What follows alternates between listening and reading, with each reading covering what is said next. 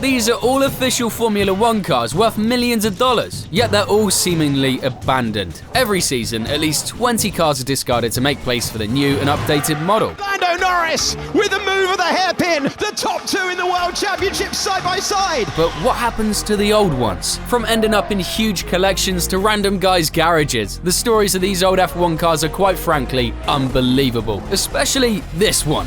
F1 is arguably the most advanced sport on the planet. Every year, teams throw everything at it. Crazy engineering, thousands of wind tunnel hours, hundreds of people, and millions of dollars. All for one goal: make the fastest car possible. But here's the thing, F1 cars aren't just race cars. They're basically rolling science labs. Every season, engineers cram them with these wild ideas and the newest tech they can get their hands on. And if you check out an F1 car closely, you can pretty much see what tech and safety looked like in that era. A lot of that tech eventually makes its way into road cars. So yeah, even your 20-year-old Renault Clio has a little bit of F1 DNA in it. But here's the catch. Because technology moves insanely fast, those same cars become outdated almost instantly. The moment the season ends, that cutting-edge machine, already old news. The rules change, the designs evolve, and teams are already working on the next car by mid-season. So what happens at the end of the season? Well, all the cars get shipped back to the factories. And here's the thing, teams don't just build 2 chassis for their drivers. Nope, over the course of a season they can go through up to 7 chassis per driver. Sometimes it's because of upgrades, and sometimes it's because, well, you've got Stroll smashing cars left and right.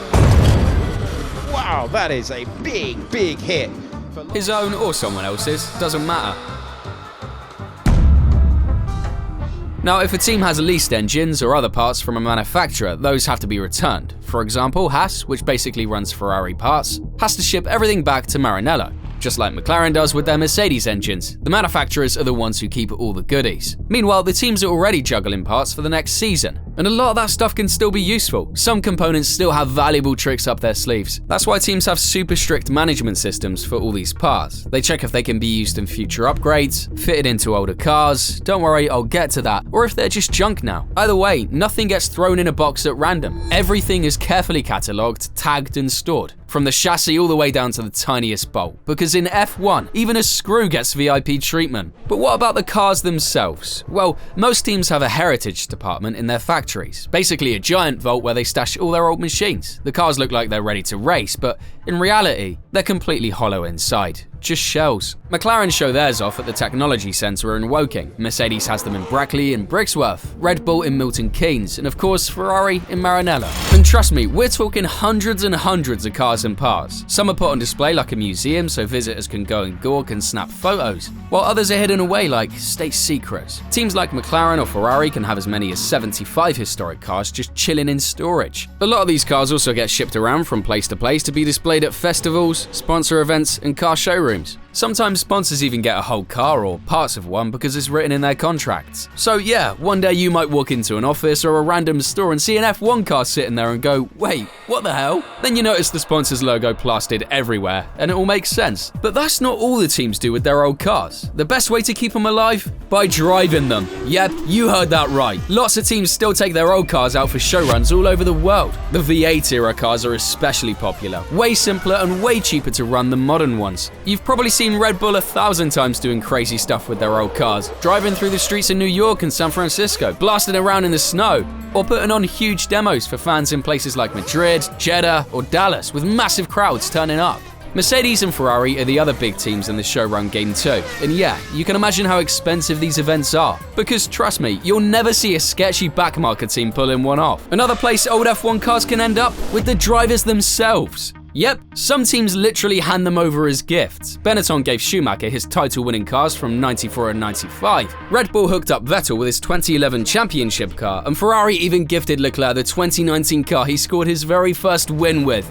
Charles Leclerc can now see the checkered flag, and for the first time ever, Charles Leclerc wins a Formula One Grand Prix. Charles Leclerc wins the Belgian Grand Prix. Not a bad souvenir, right? Then you've got the weird cases like Jenson Button. He actually had to take Mercedes to court after they bought Brawn GP in 2009 because they refused to give him his championship-winning Brawn. Jenson Button, the 2009 World Champion. Look at the relief, look at the joy. It's all now out in the open. Even though his contract said he was supposed to get it. Imagine winning the title, then having to sue your own team just to keep the car. And then there's Alonso. Renault handed him his 2005 championship car, and you can bet a little light bulb went off in his head right there. Fast forward a few years, and the guy's got a full-blown Alonso theme park in his hometown of Oviedo. Cars, helmets, race suits, trophies, basically everything but the kitchen sink. If you're an F1 fan, walking in there's like hitting the jackpot. Alonso's collection has grown thanks to a mix of gifts, like the Renault title car, plus a few McLarens the team handed over, some loan deals with teams that let him keep the cars for display, and of course, a few he's bought himself. The guy basically used every possible trick to build his museum. But he's not the only one. Vettel, for example, went shopping in 2020 and bought a Williams FW14B. Yep, the same car Nigel Mansell used to win the 1992 championship. He's even taken it out for show runs, and fans absolutely lost it seeing that thing on track again. And it's not just the drivers who get their hands on these gems. Team bosses and F1 power players like to treat themselves too. One of the most jaw-dropping collections belongs to Zak Brown, the CEO of McLaren. His garage is ridiculous. Supercars, NASCARs, IndyCars, and a lineup of iconic F1 machines. We're talking the exact McLaren MP46 that Senna drove to victory in Monaco in 1991, Häkkinen's 2001 McLaren MP416, and even Mario Andretti's legendary Lotus 79. And that's just scratching the surface. Another F1 legend who ended up amassing a massive collection of cars, Bernie Ecclestone. He built a collection of 69 cars worth hundreds of millions of dollars, including championship-winning Ferraris from Schumacher, Lauda, and Hawthorne, a bunch of Brabhams, the team he actually owned, and even older cars from Maserati, BRM, and Van Wall. The former F1 boss sold his collection to Mark Mateschitz, the son of Red Bull co-founder Dietrich, at the end of 2024. The deal was estimated at over $600 million, so yeah, if you're thinking about starting your own F1 collection, you might want to check your budget first. But it's not just celebrities who can buy F1 cars. Actually, you can too. Some teams put them up for sale, but there are rules. The cars have to be at least 5 years old, completely obsolete, so their technology and regulations can no longer be used in modern cars. And the thing is, anyone can buy an F1 car at a live auction, online through teams or private agencies, fancy luxury websites. Heck, even on eBay if some lucky soul decides to sell theirs. That's why the destinations of F1 cars are basically endless. Some people keep them in their living rooms, some in garages, and some, believe it or not, just leave them abandoned in a garden or sitting on the street. Bro, how dare they? Just imagine all the hidden treasures out there gathering dust. And trust me, the stories out there are wild. Like, there are some guys who got their hands on parts of the 2014 Caterham after the team went bankrupt, and they're slowly trying to rebuild the car. It's such a cool project. And then there's the story of the 2002 McLaren that was in the McLaren Museum, but the team decided it wasn't in great shape anymore. Since it had a bunch of patented tech they didn't want stolen, they literally just sent it off to the scrapyard to be destroyed. The dudes at the yard didn't want to crush it, and I'd be the same, but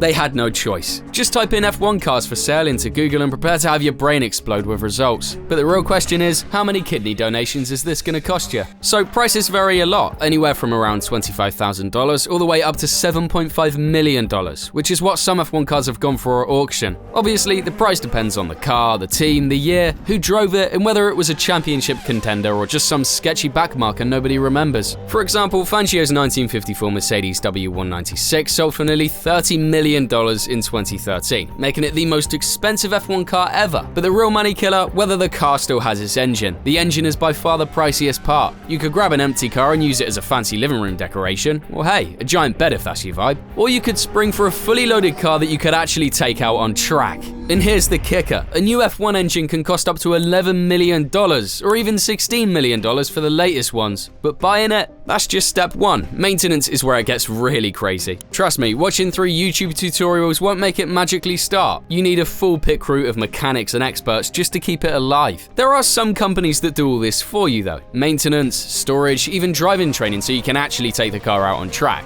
Prices range from about $2,000 per session up to $30,000 for the full course. Some teams even run full programs for this, like Ferrari's Corsi Clienti, aimed at rich folks buying their F1 cars. They'll truck your car to the circuit and get you a full pit crew at your disposal. You can drive your Ferrari on tracks like Monza, Imola, or Spa. And if you're really rich, you can even race them in historic events, like the historic Grand Prix of Monaco or the Jerez Historic Festival, going wheel to wheel with other vintage F1 cars, basically channeling your inner Lauda or Schumacher. Believe it or not, there are actually some pretty cool options for us mortals too. There are companies where you can actually drive real F1 cars, and I'm not talking about those places where you pay $100 for a few laps in a scrappy junior car that kinda looks like an F1 car. No, I mean a real, honest-to-God F1 car. Some companies will even let you take a few laps in an old F1 car for around $1,000. So, would you drop that cash? You can also grab parts of F1 cars, front rear wings, side pods, brake discs, and turn them into epic decorations for your room, so you can keep your virgin cred alive anytime a girl walks in. Some companies, even F1 itself, go next level and redesign tires, nuts, and gears into tables, chairs, and even chessboards. So yeah, you can have a legit piece of F1 history chilling in your living room without even selling your soul.